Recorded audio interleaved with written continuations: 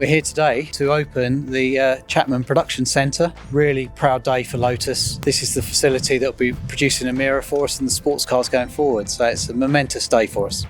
To be there together with my sister Jane, who was at the opening of the original factory in 1966. To remember both my father and mother Hazel, who passed away last December, that did make it very poignant. And now Lotus is going through another extraordinary change into becoming a global automotive manufacturer.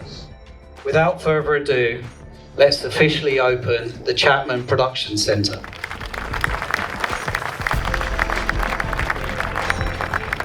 It's certainly exciting. It's a future factory, so can be adjusted for the new exciting models coming along. It's definitely a one team, one family type firm. It is very close knit, and we're all very proud to work at Lotus. To go inside and to see what has been created, the level of technology and productivity that is evident just from looking at it from the viewing balcony is really exciting.